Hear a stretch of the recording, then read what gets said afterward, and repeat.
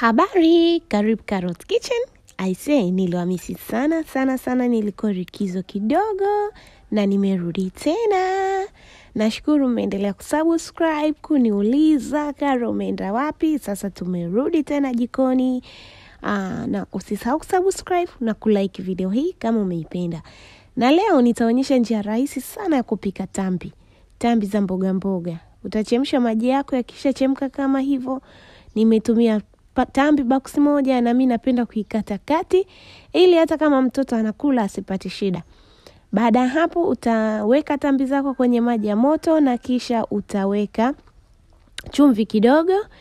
Na weka chumvi kidogo kwa sababu kule kwenye mboga tutaweka chumvi. Baada ya hapo funika, chukua sahani yako nyingine, sufuria, tia mafuta. Na ukishaweka mafuta, usitumie mafuta mengi, tambi haipendi mafuta mengi, itakukera. Weka vitunguu vyako, nimetumia kitunguu kimoja kikubwa. Na baada ya hapo nimeweka vitunguu na nitakoroga. Na baada ya hapo tena nitaweka hoho. Nimetumia hoho nusu na karoti moja. Unaweza tia njegele pia ni sawa, lakini kwa leo nilitaka kuweka hiyo kwa sababu nilitaka kusaidia wale ambao wanataka kupika kwa haraka. Iko ni kiungo changu, kama unahitaji basi search Instagram Carrot Kitchen na utakipata. Kiungo bora sana kwa mboga, vyakula, pilau, kiungo bora sana. Koroga mpaka utapoona kimeiva na kisha tia nyanya. Nimetumia nyanya 1.5 na ukibrendi inakuwa vizuri zaidi kwenye tambi zako.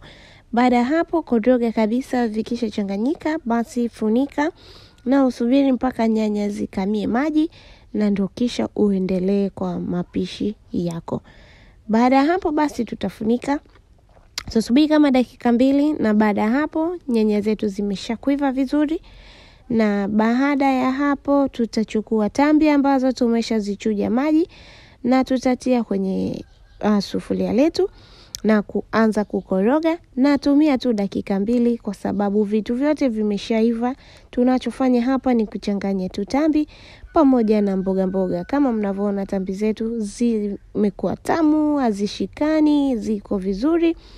Basi hiyo ndio pishi letu na liko tayari kwa kuliwa. Unaweza kula hivi pamoja na juice ama unaweza kula na mboga nyingine. Na kama mnavyoona tambi zetu zinanukia na ziko very delicious. Niwage na kusema kwaherini.